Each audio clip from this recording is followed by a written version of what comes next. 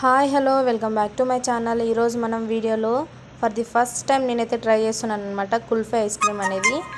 ముందుగా అయితే కావాల్సిన పదార్థాలు వచ్చేసి కస్టర్డ్, నేనైతే 3 పాల ప్యాకెట్లు తీసుకున్నా 10 రూపీస్వి. తర్వాత కాజును, బాదం, చక్కెర ఇవి 3 అనేది తీసుకున్నాను. తర్వాత ఒకటి ఇలా గ్యాస్ ఆన్ చేసుకొని ఒక పెద్దటి డేక్ష అనేది పెట్టుకొనేసి మందం ఉండాలన్నమాట, లేకపోతే పాలు అనేది అడుగంటుతుంది.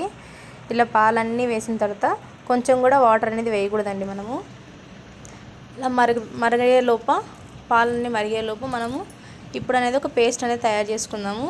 ఇలాగా డ్రై ఫ్రూట్స్ అన్నీ వేసుకొని, బాదాము, కాజు వేసుకొని, అందులోకి కొంచెం షుగర్ వేసుకొని, ఇలాగ కొంచెం పాలు వేసేసి మెత్తగా ఇలా క్రీమీ టెక్స్చర్ వచ్చేంత వరకు పేస్ట్ అనేది చేసుకోవాలి. చూసారు కదా, ఇలా మంచిగా చేసిన తర్వాత పాలు బాగా మరిగే టైంలో ఇలా ఒక పొంగు వచ్చిన తర్వాత మరొకసారి మీగడ పట్టుకోకున్నట్లా మొత్తం అనేది కలుపుకోవాలి. కలుపుకోయిన తర్వాత ఇలా కొంచెం థిక్ అనేది అవుతాయి అన్నమాట, మిల్క్ అనేది. అప్పుడు మనము ఆ పేస్ట్ అనేది అందులోకి మిక్స్ చేసి ఉండలు కట్టుకోకున్నట్లా, లమ్స్ అనేవి ఉండకూడదు అనమాట. ఇలాగ మొత్తం అనేది కలిపేసుకోవాలి. నేనైతే చాలా టెన్షన్తో అయితే స్టార్ట్ చేశాను అనమాట, ఎలా వస్తుందో ఏంటో అనేసి. కానీ పర్ఫెక్ట్గా అయితే వస్తుందన్నమాట. వంటలు రాని వాళ్ళు కూడా చాలా ఈజీగా చేసేస్తారు. ముందుగా అలా ఉడికిన తర్వాత ఇప్పుడు అది మంచిగా బాయిల్ అయ్యేలాగా మనం ఒక వైపు వచ్చేసి ఒక గిన్నెలో కొన్ని వాటర్ వేసుకొని 3-4 స్పూన్స్ అనేది కస్టర్డ్ అనేది వేసుకోవాలి. నేను వెనీలా తీసుకున్నాను అనమాట ఫ్లేవరు. ఇలా వేసేసి అవి కూడా లమ్స్ లేకున్నట్లు మంచిగా కలిపేసుకోవాలి. అందులో ఒక పాలు వేసి కూడా కలిపేసుకోవచ్చు. తర్వాత ఇలా మొత్తం గట్టి పడుతుంది అనమాట, థిక్నెస్ అనేది వస్తుంది.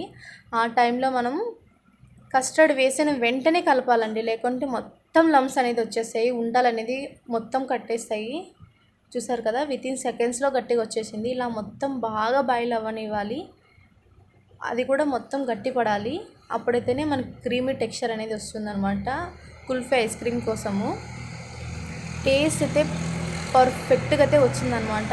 నేను చెప్పిన విధంగానే మీరు ట్రై చేయండి. చాలా ఈజీ అండి, చాలా సింపుల్. పిల్లలైతే ఈ వేసవి కాలంలో చాలా ఇష్టంగా ఇంట్లోనే మనం ఇలా హెల్తీగా చేసేసుకుంటే చాలా బాగుంటుంది అనమాట. ఇలా మొత్తం చల్లారిపోయిన తర్వాత మిక్సీ జార్లోకి తీసుకొని మొత్తం క్రీమీ టెక్స్చర్ వచ్చేలాగా ఇలా మనము మిక్సీ పట్టేసుకోవాలి. పట్టిన తర్వాత ఇలా చిన్న గ్లాసుల్లోకి అనేది వేసేస్తున్నాను అనమాట. నేను స్పూన్ అయితే పెట్టేశానండి, నా దగ్గర అయితే స్టిక్ అయితే లేదనమాట. అంతే అండి, ఒక 8 అవర్స్ అని మనం ఫ్రిడ్జ్లో పెట్టినామనుకో మనకు కుల్ఫీ ఐస్ క్రీమ్ అయితే రెడీ అయిపోతుంది.